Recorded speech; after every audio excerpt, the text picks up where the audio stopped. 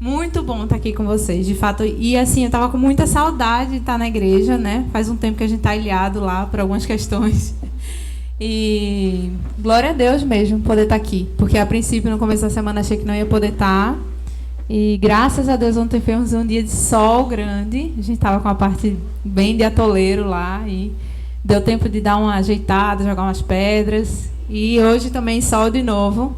Né? Até falei para a Pri que eu tenho uma lista de pedidos de oração para passar para ela depois. É muito bom, gente, poder estar aqui compartilhando também do que o Senhor ministrou ao meu coração, né? Tema tão pertinente que a gente tem ouvido, e graças a Deus por isso, sobre contentamento, e tem podido nos enxergar à luz da palavra de Deus, né? Ver o que precisa ser mudado. Então é muito bom. Foi muito bom preparar esse estudo. O capítulo 6 vai falar sobre inveja. E quando eu estava aqui da outra vez, até comentei um pouco sobre esse tema de inveja. É um pecado. A inveja é um pecado que a gente cria de estimação, né? Tem gente que tem cachorrinho, gatinho de estimação, a gente tem inveja de estimação. Mas, brincadeiras à parte, a inveja é um pecado que muitas vezes a gente não identifica, não assume, não trata, né, e vai levando como se fosse algo natural. E é importante a gente parar e olhar sobre isso e ver o que a palavra de Deus fala. Então foi um tempo precioso para mim. E espero que seja para vocês também. Eu li um artigo muito interessante de Paul Tripp sobre o tema, chama Satisfação Invejosa, né? Achei na internet. E ele define inveja, ele fala assim: quem de vocês nunca chegou no seu guarda-roupa e olhou um monte de roupas ou sapatos e disse assim: eu não tenho nada para vestir? Ou olhou na sua geladeira e cheia de coisa para comer e você fala: eu não tenho nada para comer, né? Eu acredito que algumas, se não todas ou muitas, já passaram por essa situação da gente no meio. Ele diz que a gente tem essa capacidade de estar no meio da abundância e ver a escassez, e ver de fato essa falta que nem existe muitas vezes, né? Então, como pecadores, a gente tem a incrível propensão de estar no meio de abundantes bênçãos e nos sentirmos pobres e necessitados. Isso tem a ver com o nosso coração, né? No final do livro, a autora faz algumas perguntas, e depois de ler o livro, esse capítulo, parei para conversar um pouco com Hércules, meu marido, sobre essas perguntas, e a gente foi respondendo junto, né? E uma delas, ela pergunta por que a inveja é algo tão perverso. E a princípio eu pensei, porque, imagina, você não se contenta, você não fica feliz com o que o outro tem, né? Parece às vezes até que está desejando mal para que esteja tudo meio que kits. Mas ele trouxe uma perspectiva interessante, que é de você desprezar a provisão de Deus. Quando você inveja, você está desprezando a provisão de Deus. E o povo de Israel chegou a um nível, se a gente vai lá no episódio de Números 21, que o povo de Israel chama a provisão de Deus de pão vil. Né? Então é muito forte isso, a gente chegar ao ponto de desprezar a provisão de Deus. Isso torna a inveja tão perversa, né? E tem um livro que, como eu estava falando no início, é um pecado que muitas vezes a gente tem por estimação ou não dá muita atenção, acha que está tudo certo, né? Tem um livro que fala justamente sobre isso, que chama Pecados Intocáveis. Não sei quantas de vocês já tiveram o privilégio de ler esse livro, muito bom, do Jerry Bridges. E ele trata justamente sobre pecados que a gente vai levando, vai se acostumando, né, e que a gente precisa cuidar à luz da palavra de Deus e tratar. E um dos pontos que ele fala é a inveja. E quando ele está trazendo o significado, ele fala que a inveja é a percepção dolorosa e muitas vezes cheia de ressentimento de que alguém está usufruindo de algum privilégio. E esse alguém não é você, né? Às vezes queremos esse mesmo privilégio, o que resulta no pecado da cobiça. E podemos acabar ficando ressentidos com a pessoa que tem o que não temos. Achei bem interessante essa definição, né, para a gente pensar. E a autora, quando ela fala, ela vai trazer a perspectiva de João Calvino, quando ela fala da ideia do 10º mandamento, da de não cobiçarás, porque está extremamente relacionado com a inveja. Né? A gente cobiça e a gente inveja. Vou tentar usar esse. Vamos lá. A autora vai falar que quando Deus dá esse mandamento, diferente dos outros que tem a ver com o que a gente faz com as mãos, com os pés, esse mandamento aponta diretamente para o coração, né? Não que tudo tem a ver com o coração, com a mente, aquilo que a gente faz parte do que está dentro do nosso coração. Mas fica muito claro isso. Ela diz que Deus, a condenar a cobiça, mostra que a obediência não foi imposta somente aos nossos pés e mãos, mas a obediência também foi imposta ao nosso coração. E ele colocou restrições na nossa mente, né? Ela fala, citando João Calvino aí, para que a gente não desejasse fazer, para que a gente também desejasse fazer aquilo que é lícito, né, com a nossa mente. E me lembrou de um versículo muito conhecido que a gente sempre fala, de Provérbios 23:4, sobre tudo que se deve guardar, guarda o teu coração, porque dele procede as fontes de vida, né? Tudo que a gente faz parte de dentro. E o que seria esse guardar o coração? Né? Tem uma missionária que fala uma expressão muito interessante, que é a ideia do 24/7. A gente precisa estar constantemente, 24 horas por dia, 7 dias por semana, em guarda. Né? Guardar significa manter, preservar, cuidar, esconder, vigiar. A autora vai citar várias passagens, né? Citações do que Jesus falou e de muitas outras que Paulo escreveu, dizendo sobre a gente estar alerta, a gente atentar para o fermento dos fariseus, a gente estar sempre em guarda com a nossa vida. Em 1 Coríntios 10:12, por exemplo, diz que aquele, pois, que pensar estar de pé, veja para que não caia.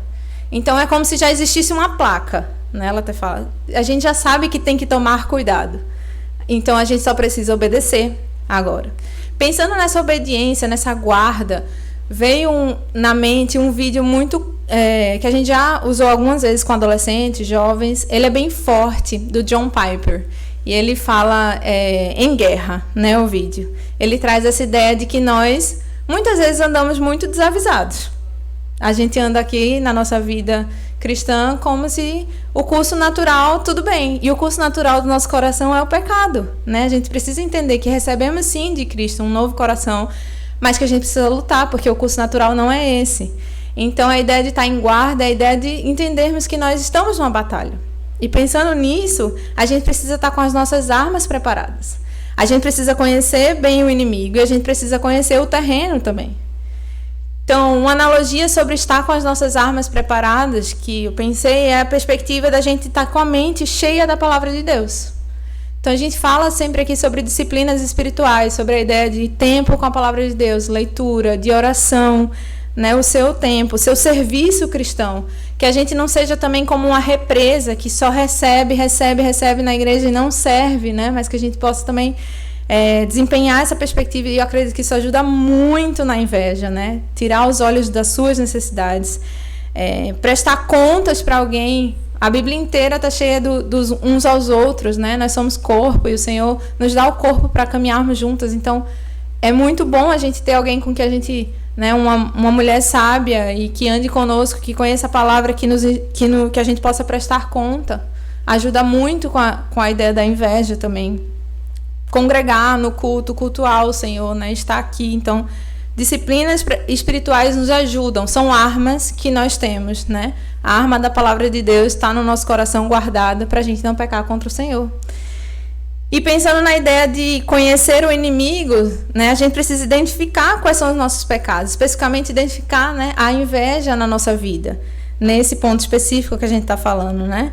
E conhecer o terreno, em quais situações essa inveja tem se manifestado no nosso coração, né? Em que situações eu tenho sido propícia a invejar os outros. E uma pergunta também que ela trazia no final do capítulo, sobre como você ensinar seu filho a estar em guarda, né? E achei interessante essa pergunta, porque eu tenho um filho pequeno e a gente está sempre, né?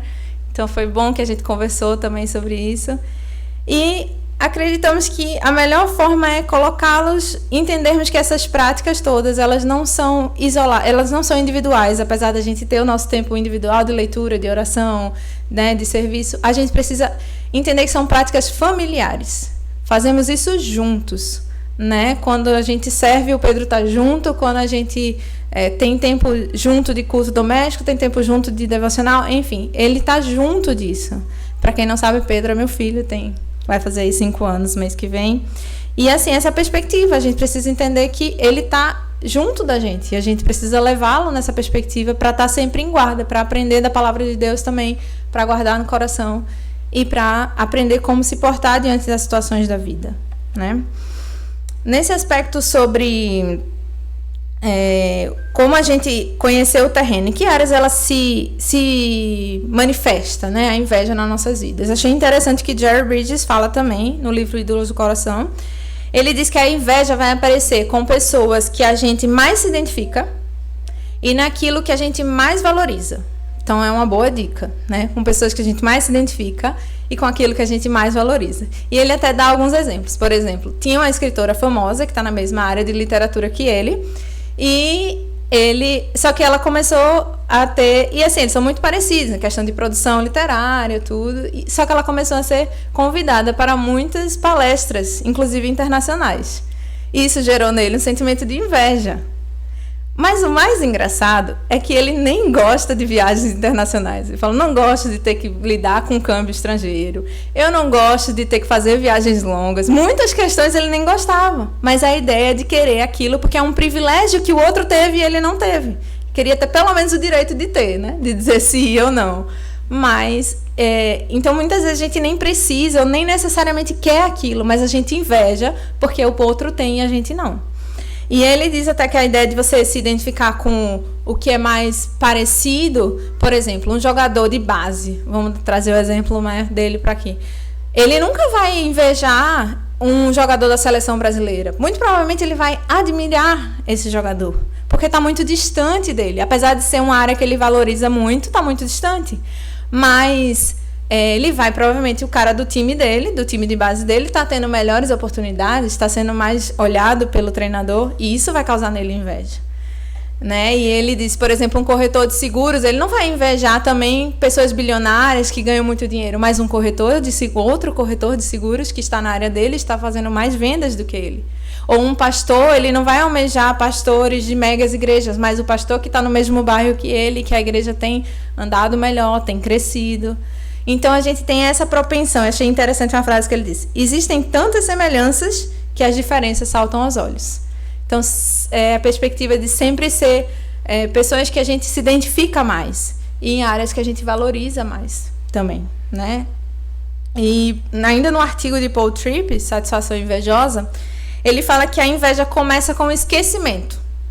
Eu achei muito interessante isso, porque se você vê, quando eu falei lá da perversidade do povo de Israel que chamou a provisão do Senhor de pão vil, sempre parte do esquecimento, né? Na verdade, eles sempre lembram do Egito e do que tinham, e parte do esquecimento de tudo que o Senhor fez. A gente está agora em Êxodo com Pedro e o Senhor fez grandes coisas, né, com o povo viu muitas coisas, mas eles esquecem, e a gente também esquece. Né? A gente esquece as bênçãos e aí a gente assume uma pobreza, essa pobreza dá lugar à fome e a gente vai ser tentada a olhar para coisas que nunca vão satisfazer a gente. Essa é a linha de raciocínio que ele traz. Então a gente precisa lembrar do que tem, né? Algo bem prático que ele fala, a gente pode fazer um inventário. Se você começar a escrever, pegar uma folha, né? Porque lembrar só que a gente esquece mais rápido ainda. Então, se a gente pegar uma folha e começar a escrever, fazer um inventário de tudo que a gente tem, vai indo folha aí, né? E ele diz assim, pense em todas as pessoas que gostam de você e lhe servem de alguma maneira. Analise todos os jeitos em que a graça comum de Deus faz sua vida confortável, agradável e saudável. Se você olhar para a vida com um coração humilde e agradecido, você rapidamente se lembrará que você é alguém que foi injustamente inundado de bênçãos.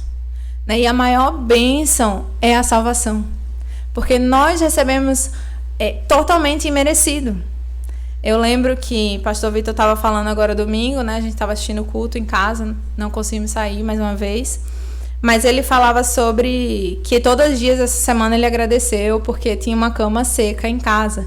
E que mesmo que nós morrêssemos, a gente tem a perspectiva de ter ao Senhor, né? E essa é a bênção. Glória a Deus, porque não só aqui na SAF, mas eu não sei quantos têm percebido, nós temos ouvido muito sobre contentamento aqui na igreja, né? Nas pregações do domingo. E glória a Deus por isso.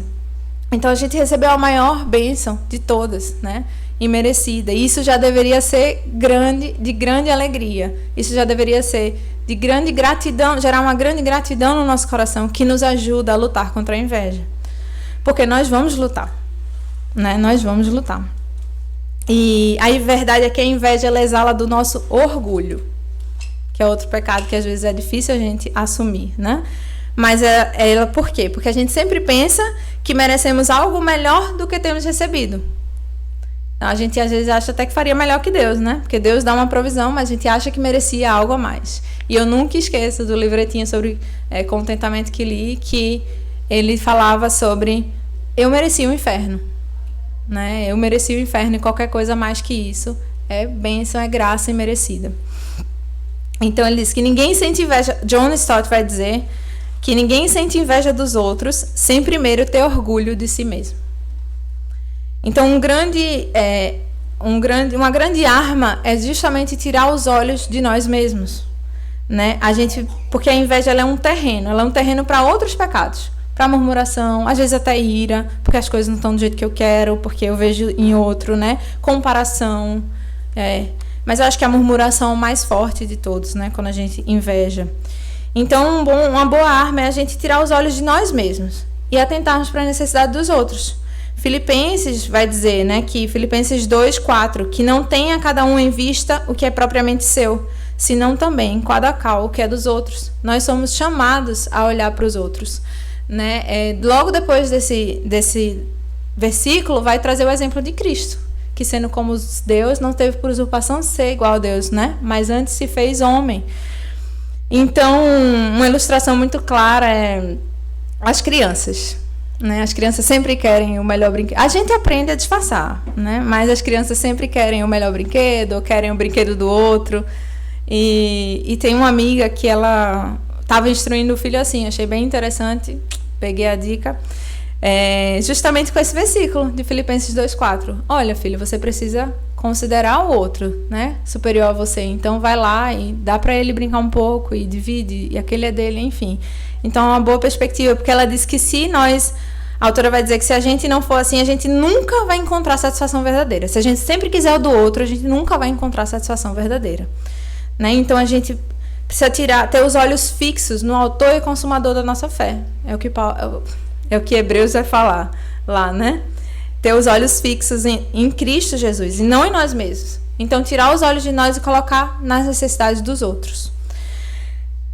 A inveja, gente, apesar de ser algo que a gente acha que é um pecadinho de estimação, tranquilo, ela está listada em Gálatas 5:21, em Romanos 1:23, como os pecados odiosos, né, junto de outros pecados odiosos. Então é algo sério que o Senhor nos chama a atentar para isso. A inveja é um fruto da carne, ela é inclinação natural. Por isso que eu disse, se você der vazão ao seu coração e seguir o curso natural, essa é a luta, né? E assim, eu fiquei impressionada lendo artigos, ouvindo pregações sobre isso, como é uma luta de muitas pessoas. Eu achava que era só minha, que não, gente, homens escrevendo sobre mulheres, e é uma luta diária, né? Conversando com algumas pessoas também. Por isso a gente precisa depender da graça de Deus, porque Deus em Cristo se afastou da sua glória para que a gente pudesse vencer as batalhas do nosso coração e não mais andar conforme o curso dele, né? Conforme o curso desse mundo. Então o sacrifício de Cristo é o que provê graça diária para a gente caminhar e para a gente lutar contra a inveja.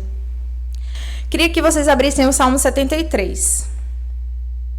Não sei quantas conhecem, mas é um salmo conhecido também, um salmo de Asaf, né?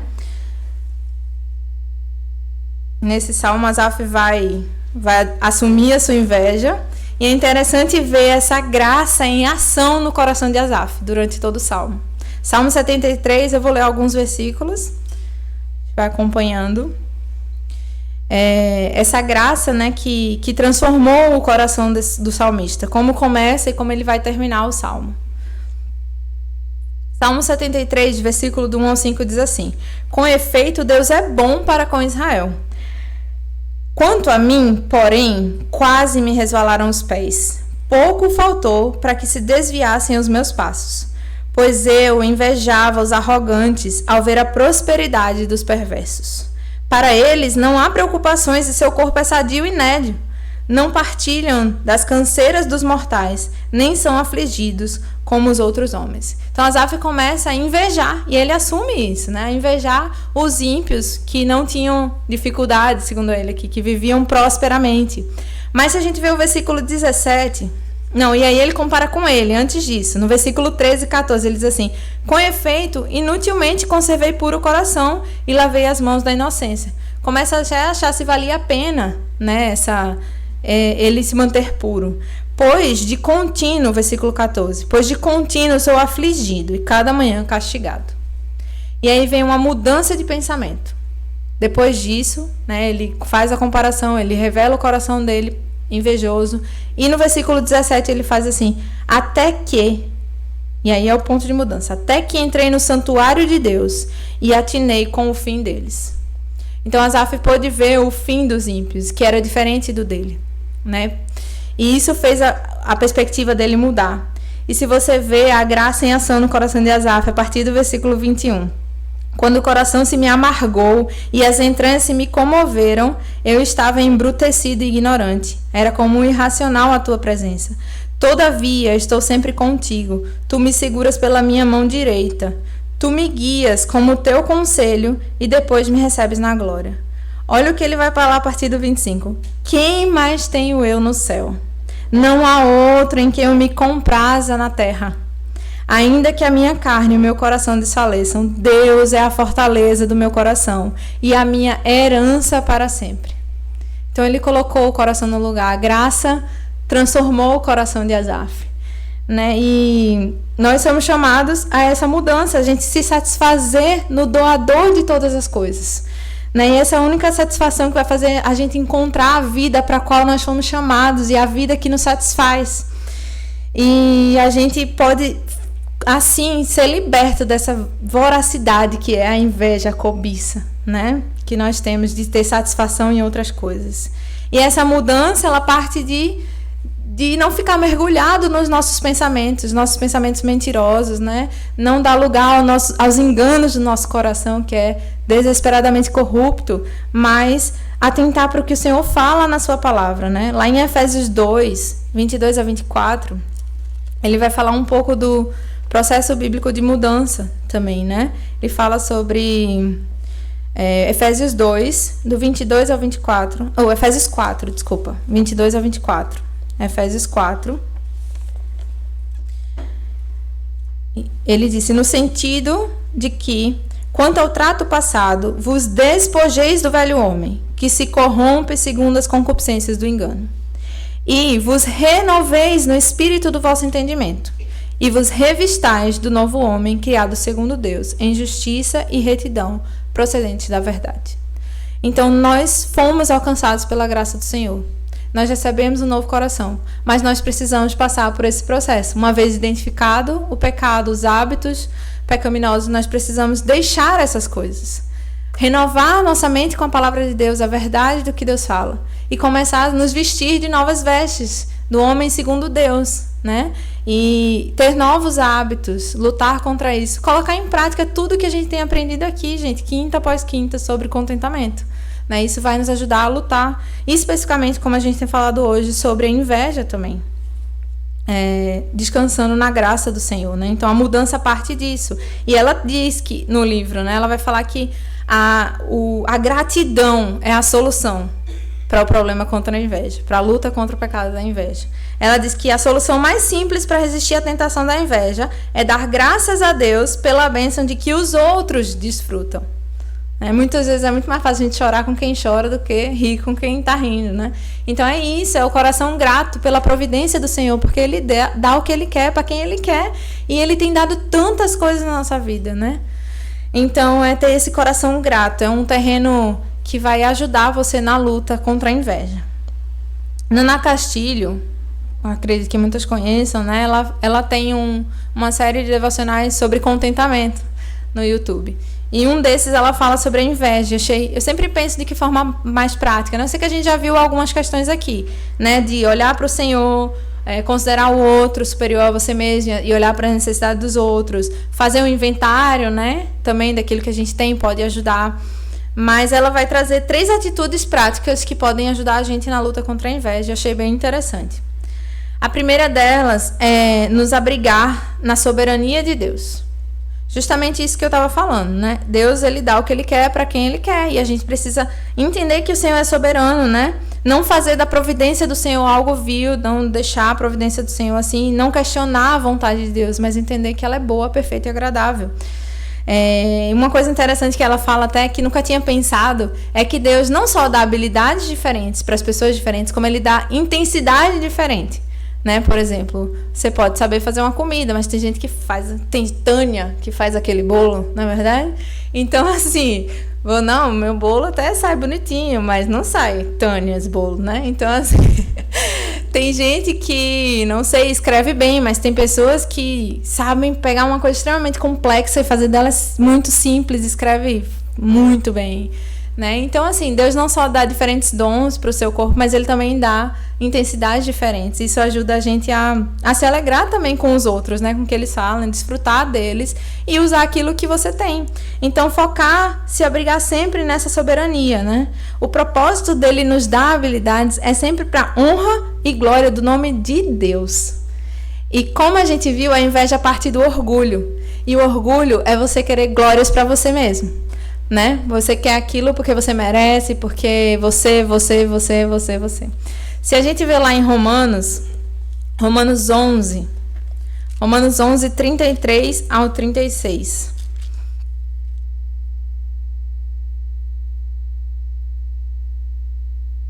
Vai falar justamente disso, né? Que toda honra, que tudo é do Senhor, é pelo Senhor, é por causa dele, é ele que dá, e a glória é sempre para ele. O propósito de tudo é isso, a gente não pode perder isso de vista e se afundar no nosso orgulho que nos leva à inveja, né? Então, em Romanos 11, ele diz, no versículo 33, ó profundidade da riqueza, tanto da sabedoria como do conhecimento de Deus. Quão insondáveis são os teus juízos e inescrutáveis os seus caminhos. Quem, pois, conheceu a mente do Senhor? Ou quem foi o seu conselheiro? Não sei vocês, mas a gente se sente tão assim... E no versículo 36, né? Porque dele, por meio dele, para ele são todas as coisas. A ele, pois, a glória eternamente. Amém. Paulo vai terminar sua carta, esse capítulo com essa doxologia, né? De glórias ao Senhor. Então, nunca perder de vista e se abrigar na soberania de Deus, é o que ela fala. A segunda coisa é lembrar que nós somos corpo de Cristo. E individualmente somos membros uns dos outros. Então, a gente trabalha por um objetivo comum, a gente precisa se alegrar com os outros nesse sentido, né? É o que a gente já falou de tirar os olhos um pouco das nossas necessidades, das nossas coisas e olhar para o outro, e que Filipenses nos chama a fazer, Paulo nos chama a fazer em Filipenses, considerar o outro superior a nós mesmos. Então, atitudes práticas que ela disse, nos abrigar na soberania de Deus, lembrar que somos corpos individualmente membros uns dos outros e, por fim, focar na sua tarefa, na nossa tarefa. Porque a inveja é algo que tira da gente as energias. E a gente acaba perdendo de vista o que o Senhor tem para fazer na nossa vida e através da nossa vida. Fica tão focado no outro, no que o outro tem, porque eu queria, que a gente esquece de ver o que o Senhor tem nos dado, de que forma eu posso fazer isso para a glória dele, né? Então a gente perde um pouco das energias e acaba perdendo de ser bênção. Então, que a gente possa também focar na nossa tarefa. Não significa que é uma tarefa isolada, porque a gente viu que somos membros, mas sim o que Deus tem me dado, de que forma eu posso desenvolver isso e habilidades, enfim, e servir no corpo e para a expansão do reino, né? E fora essas 3 coisas que ela falou, desenvolver um coração grato, né? A autora do livro vai falar da base ser a gratidão, que nos ajuda contra a inveja. Então, desenvolver esse coração grato, lembrar e reconhecer que tudo vem do Senhor. Por que a gente ora? Por que a gente ora de manhã pedindo que Deus, pelo nosso dia? Por que a gente ora à noite agradecendo? Por que a gente ora toda a refeição? Porque às vezes é uma oração até mecânica, né? Que a gente, Senhor, obrigada. Estão me ensinando agora a perspectiva de não ser tão mecânico pro Pedro. Mas assim, é natural, a gente sempre faz. Então a gente perde a perspectiva de por que a gente faz isso. A gente precisa entender que de fato tudo vem da mão do Senhor, né? O Senhor é o Deus da providência. A gente tem visto agora em Êxodo isso, tudo é o Senhor que provê, né? O Senhor que nos dá, por isso a gente faz isso. Coisas práticas que podem nos ajudar, a gente já falou uma vez sobre lista de gratidão, a gente pode colocar sempre na nossa tempo de oração diária agradecer sobre as bênçãos, né, que o Senhor tem nos dado, a ideia do inventário que ele falou. Talvez celebrar o dia de ação de graças, não sei quantas vocês já ouviram falar disso, mas algo que a gente fez ano passado foi bem interessante, na verdade já faz 2 anos. Sei que é uma cultura mais dos americanos, mas procura entender melhor o que é, né, e de repente ter esse tempo aí especial, fazer uma mesa posta bonita e celebrar com a sua família e se lembrar das bênçãos do Senhor, né, ser um dia para celebrar o Senhor por isso, especificamente. Um potinho de gratidão em casa que você abra nesse dia, ou que você vai colocando, né, ao longo do ano, e no final do ano, numa reunião, abre, também são ideias que podem ajudar, né? E por último, descansar e recorrer na graça diariamente, né? Como a gente viu, o Senhor deixou a sua glória para que as batalhas do nosso coração pudessem ser ganhas. E a gente precisa descansar nessa graça, né? Não porque nós podemos fazer, mas o Senhor nos capacita a isso. É uma graça restauradora, é uma graça capacitadora para que a gente possa viver para a glória do Senhor, agradando o Senhor, lutando contra a nossa inveja, se alegrando com os outros, né? Então, o Evangelho de Cristo Jesus, ele não é só para a nossa salvação, ele também é para a nossa santificação. A gente precisa do Senhor todos os dias para lutar contra os enganos do nosso coração. Então, para lutar contra um coração invejoso, descanse num Deus glorioso, né? A gente tem que lembrar da soberania de Deus, dar glória a Ele em todas as coisas, submeter-se à sua boa, perfeita e agradável vontade. Quando a gente olhar e quiser achar que fazia melhor que Deus, ou que não é assim que o que Ele deu pro... Não, se submeter porque a gente sabe que o Senhor, Ele é bom, Ele é perfeito e Ele dá, e a sua vontade é a melhor que existe. Então, para lutar contra um coração invejoso, descanse no nosso Deus, que é glorioso. Vamos orar para a gente terminar? Senhor Deus, muito obrigada, Pai. Muito obrigada porque o Senhor não nos deixa como está. Obrigada porque também o Senhor nos alcançou em Cristo Jesus e só assim podemos viver uma vida que agrada ao Senhor e honrar e glorificar o Senhor com a nossa vida. Muito obrigada pela perspectiva de ter ao Senhor na caminhada aqui, Senhor, porque sabemos que nada nos satisfaz, só o Senhor. E como é bom poder sermos satisfeitas no Senhor e contentes, independente da situação, Paizinho. Então, Senhor, que o Senhor nos ajude na luta contra esse pecado, Deus, da inveja, de cobiçar o que os outros têm. Que o Senhor nos ajude, Deus, a considerar os outros.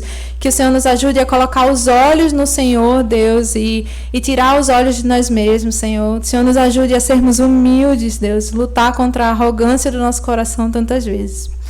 Que o Senhor nos ajude, Pai, na caminhada diária, que possamos de fato desenvolver um coração grato e um coração dependente do Senhor, Deus. Que o Senhor possa nos capacitar com a Tua graça preciosa a caminharmos cada dia lutando contra esse pecado, identificando esse pecado em nossas vidas, de que maneira tem se manifestado, em que situações, que o Senhor nos dê sabedoria e que o Senhor nos ajude também a lutar contra ele, de fato agradar e glorificar o Senhor com as nossas vidas nessa área, Pai. Em nome de Jesus que nós oramos, Deus. Em nome de Jesus, amém.